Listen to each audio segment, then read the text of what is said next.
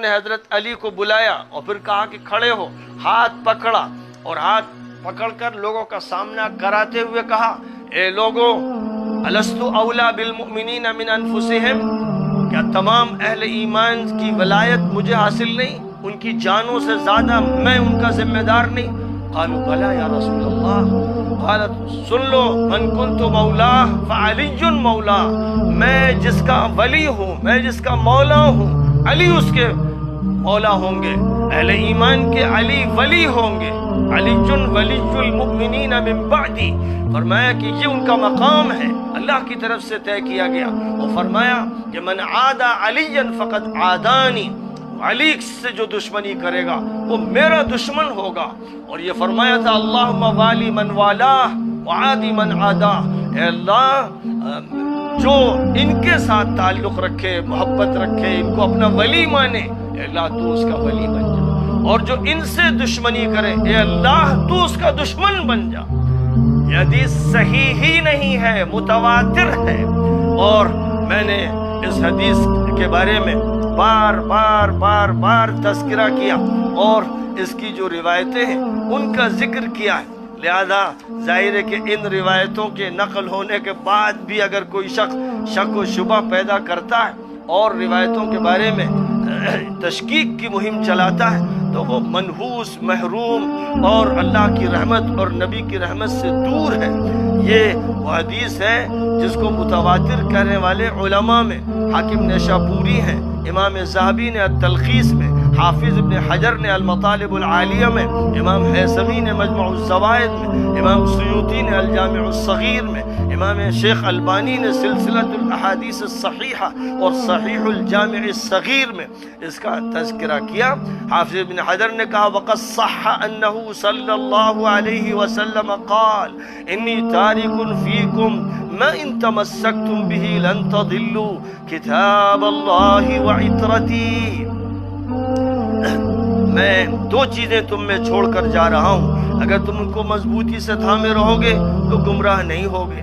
یہ حدیث مسلم میں ہے، ترمذی میں، دارمی میں، بیہقی میں، مسند احمد میں، حاکم نیشابوری کی مستدرک میں، نسائی کی سنن کبریٰ میں، نسائی کی خصائص امیر المؤمنین میں، البانی کی کتابوں میں، ابن حجر نے الصواعق المحرقہ میں اور المطالب العالیہ میں، اور اسی طرح ابن الاسیر نے اسد الغابہ میں اور جامع الاصول میں، ابن کثیر نے البدایہ والنہایہ میں، اور پھر السیرہ النبویہ میں، اور تفسیر ابن کثیر میں، ابن سعد نے الطبقات الکبریٰ میں، ابن عساکر نے منتخب التاریخ میں، اور ابن حزم نے الاحکام میں، ابن منظور نے لسان العرب میں، ابن ابی شیبہ نے مصنف میں، اور ابن مخلد قرطبی نے مارویہ فی الحوض میں، ابن خزیمہ نے صحیح ابن خزیمہ میں، اور کتنے نام ذکر کیے جائیں۔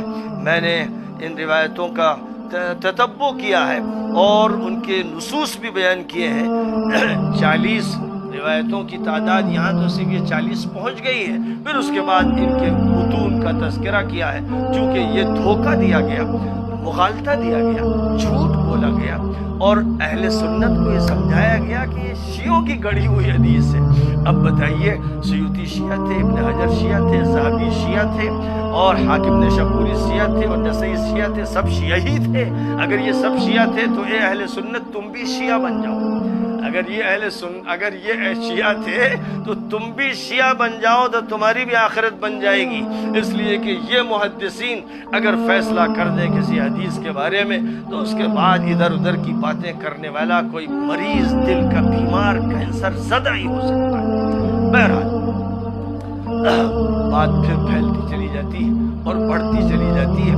میں یہ ذکر کر رہا تھا کہ حضرت علی کے حق میں اور پھر اہل بیت کے حق میں حضور پاک علیہ السلام نے غدیر خم کے مقام پر 18 ذی الحجہ میں ظہر کی نماز کے بعد جو خطاب فرمایا تھا وہ آپ کی آخری وصیت تھی۔ صلی اللہ علیہ وسلم نے ایک خطبہ ارشاد فرمایا جس میں حضرت علی رضی اللہ عنہ سے متعلق فرمایا اللہم من کنت مولاہ فعلی مولاہ، اللہم والم من والاہ وعادم من عاداہ۔ اس میں اللہ کے نبی صلی اللہ علیہ وسلم نے حضرت علی رضی اللہ عنہ کی دوستی اور عظمت کا اظہار فرمایا کہ اے اللہ جو مجھے دوست رکھے وہ علی کو بھی دوست رکھے، میں جس کا محبوب ہوں گا علی بھی اس کا محبوب ہوگا۔ اے اللہ جو علی سے محبت رکھے تو اس سے محبت رکھ، جو علی سے دشمنی رکھے تو اس کا دشمن بن جا۔ یہ حدیث آپ صلی اللہ علیہ وسلم نے ارشاد فرمائی، اور ہم سب حضرت علی رضی اللہ تعالیٰ عنہ کی شان میں سمجھتے ہیں کہ بہت فضیلت والی حدیث ہے۔ اللہ کے نبی صلی اللہ علیہ وسلم نے جو مقام حضرت علی رضی اللہ تعالیٰ عنہ کو دیا ہے، اپنا داماد بنایا، اور خلفائے راشدین میں سے چوتھے خلیفہ ہیں، ہم سب کے سر کے تاج ہیں، حسنین رضی اللہ تعالیٰ عنہما کے والد محترم ہیں، صحابہ میں 4 صحابہ کا بڑا مقام ہے، حضرت علی رضی اللہ تعالیٰ عنہ چوتھے خلیفہ شمار ہوتے ہیں۔ اس سے کوئی انکار نہیں ہے کہ سب صحابہ کی عظمت ہمارے دل میں ہونی چاہیے، خلفائے راشدین کی عظمت تو سب سے زیادہ ہونی چاہیے، اور جو نبی کے خاندان سے جڑ جائے اس کی عظمت کے تو اور کیا کہنے۔ اس حدیث کا جو مقام اور مرتبہ ہے سند کے اعتبار سے فقہا میں کافی کلام ہے، بعض نے اسے صحیح نہیں کہا، بعض نے حسن کہا، بعض نے ضعیف کہا، لیکن تعدد طرق کے اعتبار سے یہ حدیث حسن درجے کی ہے، قابل اعتبار ہے، اس میں کوئی شک نہیں ہے۔ اللہ کے نبی صلی اللہ علیہ وسلم نے فرمایا من کنت مولاہ فعلی مولا، میں جس کا دوست ہوں علی ان کے دوست ہیں رضی اللہ تعالیٰ عنہ۔ اور اے اللہ جو حضرت علی سے دوست رکھے، علی کو دوست بنائے تو اس کا دوست بن جا، جو ان سے دشمنی کرے تو اس کا دشمن بن جا۔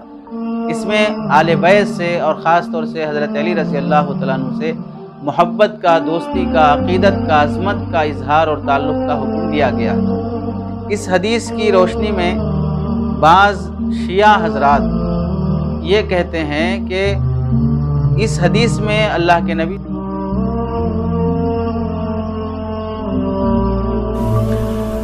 حدیث من کنت مولا ہو فعلی مولا ہو، جس کا میں دوست ہوں علی اس کے دوست ہیں، مطلب جو مجھے دوست رکھتا ہے، جو مجھ سے محبت کرتا ہے، میری محبت کا تقاضا یہ ہے کہ علی سے بھی محبت کی جائے، بس بات اتنی سی ہے۔ یہ حدیث سب سے پہلے استنادی حوالے سے آپ اس حدیث کو سمجھیے کہ یہ مانوی اعتبار سے متواتر بلکہ لفظی اعتبار سے بھی تواتر کے درجے کے قریب قریب ہے۔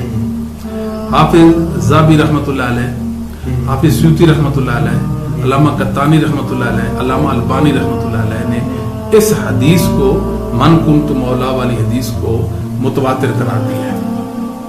قالوا بلا یا رسول اللہ نشہد بذالک، ہم یہ ساری باتوں کی گواہی دیتے۔ حضور صلی اللہ علیہ وآلہ وسلم اوپر کی طرف دیکھتے اور کہتے اللہم اشہد، اے اللہ تو گواہ بن جا، میں پہنچا دیا، اے اللہ تو گواہ بن جا۔ پھر اس کے بعد فرماتے ثم قال یا ایھا الناس، بات مکمل کرنے کا فرماتے پھر اے لوگو ان اللہ مولایا وانا مولا المؤمنین، لوگو بے شک اللہ میرا مولا ہے اور مومنوں کا میں مولا ہوں۔ اللہ میرا مولا ہے اور سارے مومنین کا میں مولا ہوں۔ وَأَنَا أَوْلَى بِهِمْ مِنْ أَنفُسِهِمْ، اور میں ان کی خود کی جانوں سے زیادہ ان کا مالک میں ہوں۔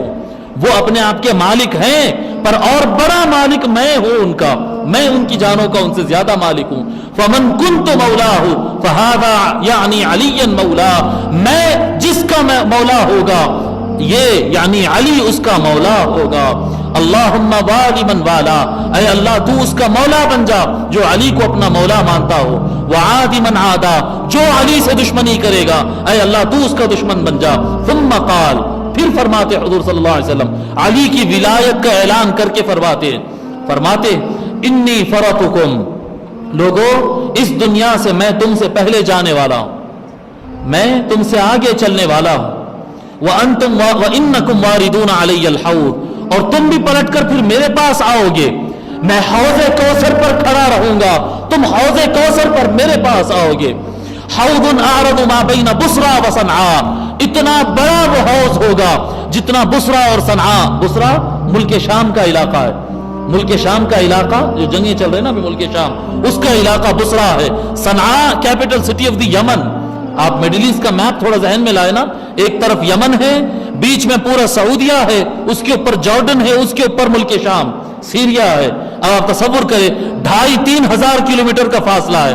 فرماتے میرا حوض کوثر بصرہ اور صنعاء 2,500-3 ہزار کلومیٹر کا اتنا میرا حوض ہوگا اور تم سارے میرے حوض پر آؤ گے. وہاں پر فرماتے ہیں فیہ عدد النجوم قدحان من فضہ، وہ اتنے بڑے حوض کے اندر ستاروں کے برابر، ستاروں کی تعداد کے برابر چاندی کے کٹورے اس کے اندر ہوں گے جس سے تم پانی لے کر پیو گے. جی چاندی کے کٹورے اس کے اندر ہوگے. وَإِنِّي سَائِلُكُمْ حِينَ تَرِدُونَ عَلَيَّ عَنِ الثَّقَلَيْنِ، اور جب تم حوض کوثر پر مجھ سے ملاقات کے لیے اور پانی پینے کے لیے آؤ گے اس وقت میں تم سے سوال کروں گا. ایک تو تھا نا اللہ سوال کرے گا، اب رسول اللہ فرما رہے حوض کوثر پر ٹھہر کر میں تم سے سوال کروں گا. کس کے بارے میں؟ سب سے وزندار دو چیزوں کے بارے میں.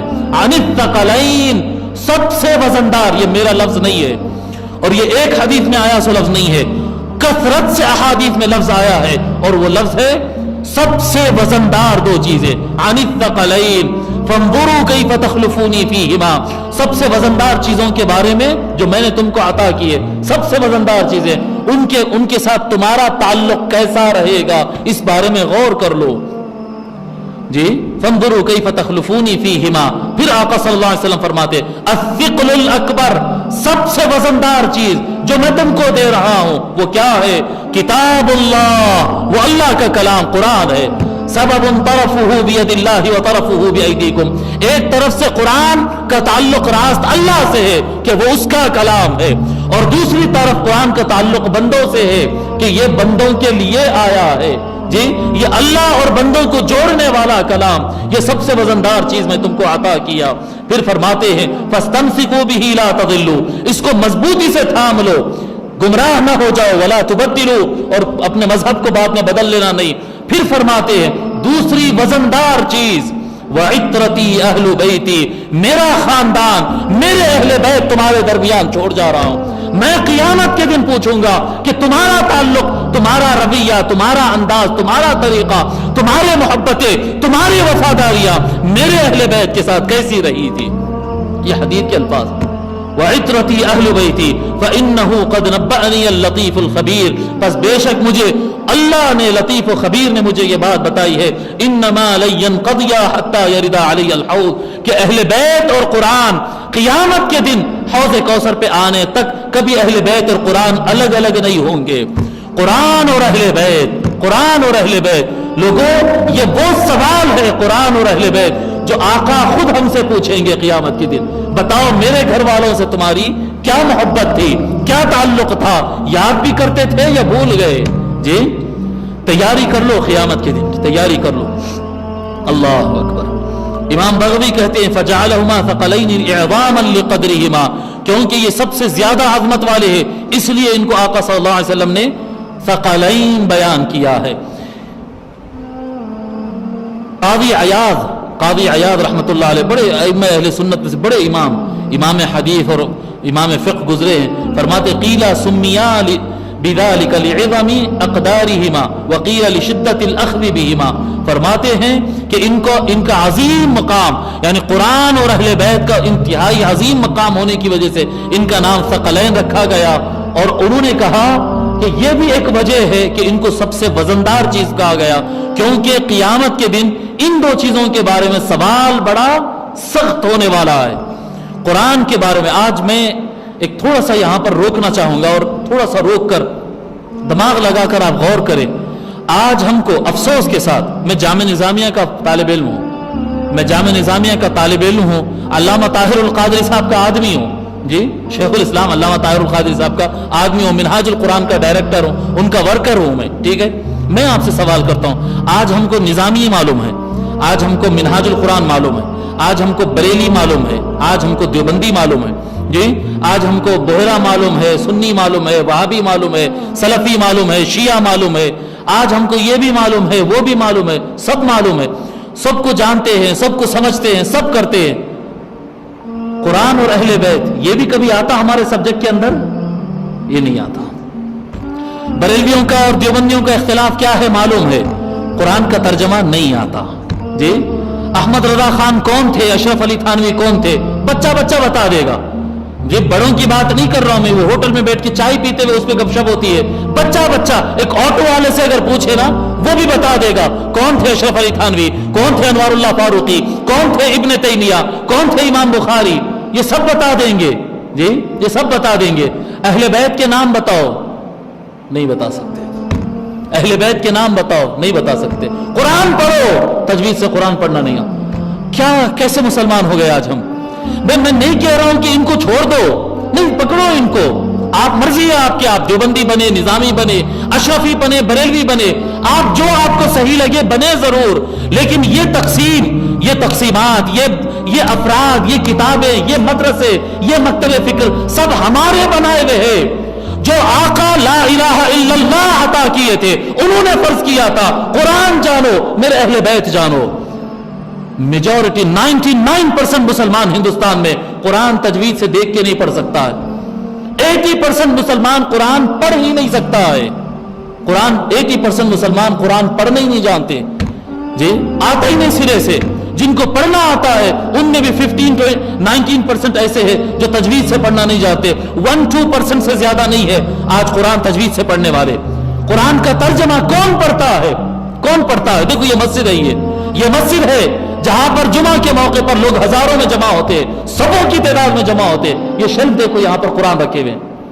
جب مجمع وہاں تک بیٹھتا تو انتظامی کمیٹی کو یہ خیال کیوں نہیں آیا کہ یہ شیلف وہاں بھی لگائیں گے، وہاں بھی لگائیں گے، وہاں بھی لگائیں گے؟ کیوں خیال نہیں آیا؟ کیونکہ ان کو معلوم ہے کہ نہ کوئی لیتا ہے نہ پڑھتا ہے جی۔ سامنے صف میں ایک دو صف لوگ پڑھ لیتے ہوں گے۔ چھوڑ دیے ہم قرآن، بھول گئے ہم قرآن بھول گئے، ہم اہل بیت بھول گئے جی، ہم قرآن کا ترجمہ بھول گئے۔ ہم سمجھے قرآن امام صاحب کے لیے نازل ہوا، امام خطیب صاحب کے لیے نازل ہوا، مولانا اور مفتی کے لیے نازل ہوا، عام آدمی کا کچھ نہیں ہے۔ نہیں، قرآن صحیح پڑھنا آنا فرض عین ہے۔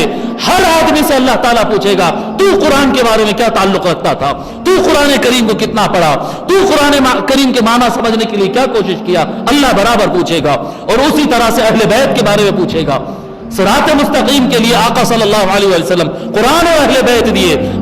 وہی روایت ہے کہ ہم موسم حج میں آئے، طویل روایت ہے، میں پوری روایت نہیں پڑھتا ہوں۔ پھر ہوتے ہوتے ایک وقت ایسا آیا کہ حضور نماز کے لیے روکے، پھر اس کے بعد مولا علی کا ہاتھ پکڑے اور اٹھا کر فرمائے من یکن اللہ ورسولہ مولایا فإن ھذا مولا، جس کا اللہ رسول مولا اس کا علی مولا۔ حضور صلی اللہ علیہ وسلم یہ روایت میں اس طرح کے الفاظ فرمائے۔ پھر آگے فرماتے اللہم والی من والا، اے اللہ جو علی کو اپنا مولا مانے اس کا تو مولا بن جا، جو علی سے دشمنی کرے تو اس کا دشمن بن جا۔ پھر آگے فرماتے اللہم من احبہ من الناس فکن لہو حبیبا۔ یہ بڑا وزندار لفظ ہے صاحب، یہ غور کرنے کا لفظ ہے۔ حدیث نمبر 42 کے آخری الفاظ کیا فرما رہے ہیں آقا صلی اللہ علیہ وسلم؟ اللہم من احبہ من الناس، اے اللہ جو علی سے محبت کرتا ہے، اللہ ہی کرنا پڑے گا۔ اب حضور صلی اللہ علیہ وسلم دعا کر رہے ہیں، کیا فرما رہے ہیں؟ اللہم من احبہ من الناس، لوگوں میں سے اے اللہ جو علی سے محبت کرے، فکن لہو حبیبا، تو اے اللہ تو اس کا محبوب بن جا، یعنی اللہ ہمارا محبوب بن جائے۔ حبیب کا لفظ ہے جی، حبیب کا مطلب ہوتا ہے محبوب، بہت زیادہ جس سے محبت کرتے۔ اے اللہ تو اس بندے کا محبوب بن جا۔ حضرت عمرو بن مر و زید بن الارقم قالا، دو راوی ہیں، دونوں صحابی ہیں، فرماتے ہیں خطب رسول اللہ صلی اللہ علیہ وآلہ وسلم یوم غدیر خم۔ ابھی تھوڑے الفاظ الگ ہے اس لیے پڑھ رہا ہوں یہ حدیث۔ حضور صلی اللہ علیہ وآلہ وسلم غدیر خم کے مقام پر خطاب فرمائے اور فرمائے من کنت مولاہ فعلی مولا، میں جس کا مولا علی اس کا مولا۔ اللہم والی من والا وعادی من عادا، اے اللہ جو علی کو مولا مانے تو اس کا ولی بن جا، جو علی سے دشمنی کرے تو اس کا دشمن بن جا۔ آگے کیا فرماتے وانصر من نصرہ وَأَعِنْ مَنْ أَعَانَهُ، یہ ایکسٹرا ہے۔ فرماتے آقا صلی اللہ علیہ وآلہ وسلم اے اللہ جو علی کا مددگار بن جائے، جب علی کے سامنے کوئی دشمن ہو، کوئی علی سے بغض رکھنے والا، کوئی علی کا مخالف ہو، تو جو علی کے سپورٹ میں ٹھہر جائے اللہ تو اپنی مدد اس کے لیے ریزرو کر دے۔ عید غدیر کسے کہتے ہیں؟ 18 ذی الحج جو ہے نا، آج ہے، آج ہے، اور تو اس کو کہتے ہیں کہ یہ غدیر کا دن ہے۔ تو اس کو 18 ذی الحج کو آپ نے جو خطبہ دیا وہ غدیر قوم پر، وہ ٹھیک ہے۔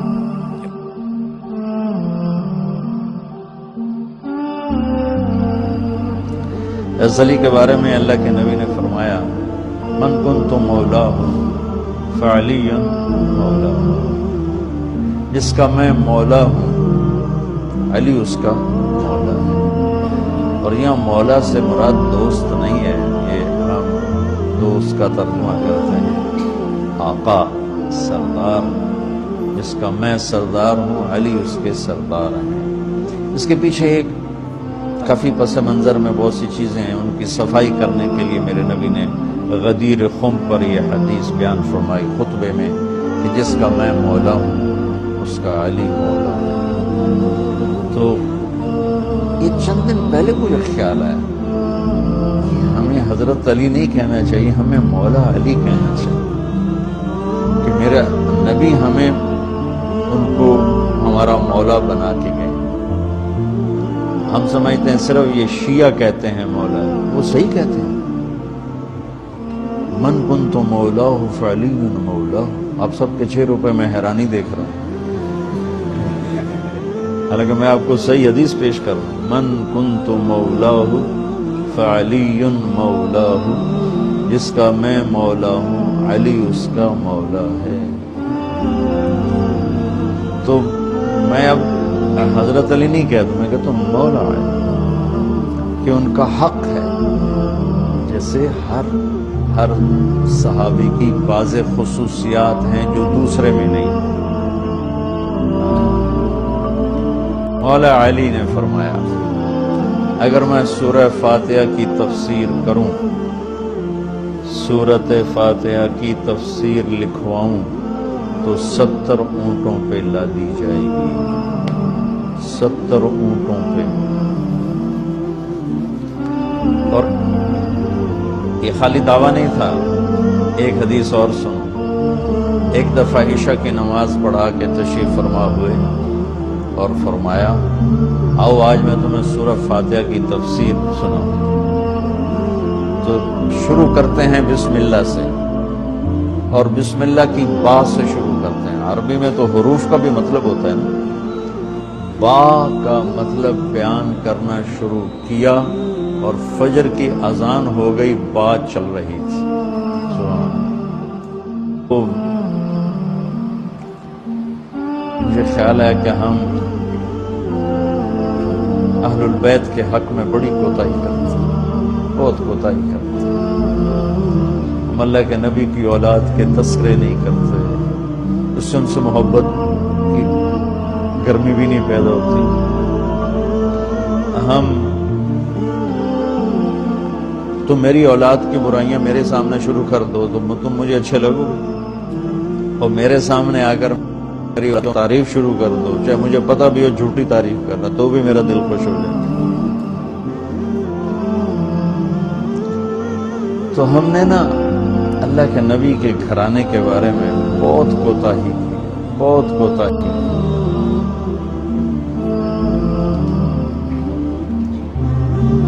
تو میں تم سنتے رہتے ہو، میرے ہر بیان میں اہل بیت کا تذکرہ ہوتا ہے، اور یہ میرا ایمان ہے کہ یہ میری بخشش کا بہت بڑا وسیلہ ہے اگر اللہ کے ہاں قبول ہو۔ ریاکاری میں مردود ہو گیا تو وہ تو الگ بات ہے، اور جو اس کا ہر فیصلہ حق ہے، لیکن اگر میرے اللہ نے قبول فرمایا تو میرے بیانوں میں میری سب سے بڑی متاع میرے نبی کے گھر کا تذکرہ ہے۔ میں اس سے اندر کی محبت سے بھر کے کرتا ہوں،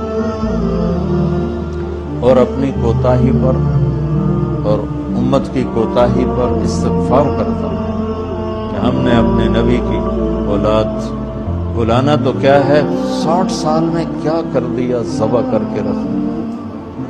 مجھے حیرت ہوتی ہے کہ نبی کا نواسا ہو اور ادھر سارے نامراد سور قسم کے انسان ہوں، اور پھر ان کے پیچھے لگ کے نبی کے نواسے کو ذبح کر دیا۔ سمجھ شاید اللہ ان کے عالی شان مقام طے کر چکا تھا۔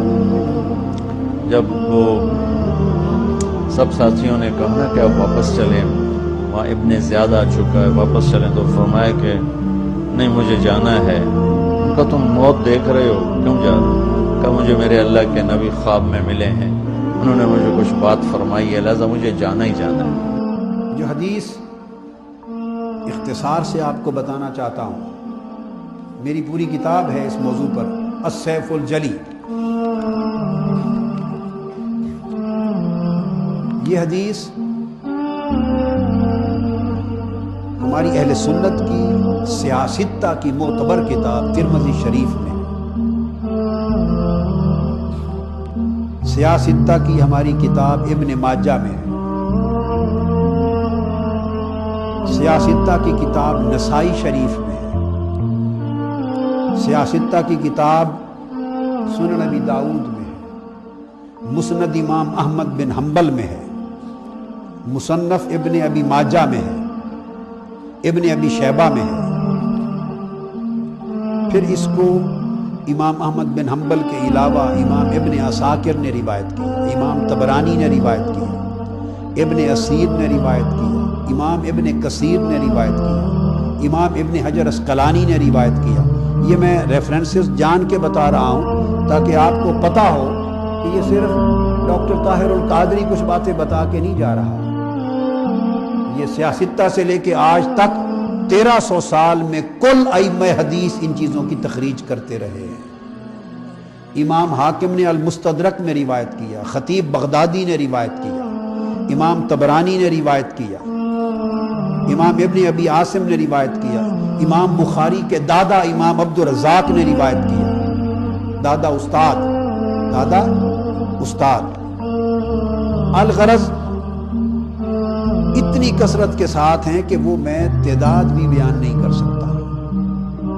اور یہ ایک حدیث 51 مختلف سندوں سے اور مختلف صحابہ راویوں سے، مختلف سندوں سے، اور فن حدیث میں کہتے ہیں مختلف طرق سے، مختلف اسانید سے، مختلف راویوں سے صحابہ کرام، اور سینکڑوں کتابوں، حدیث کی سینکڑوں کتابوں سے یہ حدیث روایت کی گئی ہے۔ 67 کتابیں حدیث کی ہماری جن میں حدیث آئی ہے، کتنی؟ 67 کتابیں، اور ابتدائی وقت سے لے کر آخر تک 1000 سال جو پہلا گزرا ہے اسلام کی تاریخ کا، 1000 سال، اس میں 150 ائمہ حدیث ہیں جنہوں نے اس حدیث کو روایت کیا ہے۔ کتنے؟ 150 ائمہ حدیث جنہوں نے روایت کیا ہے، اور میں نے 67 کتب حدیث سے اس کی تخریج کی، اور 51 طرق اور اسانید کے ساتھ میں نے اپنی ایک کتاب میں جمع کی، اور یہ سب اہل سنت کی کتب حدیث۔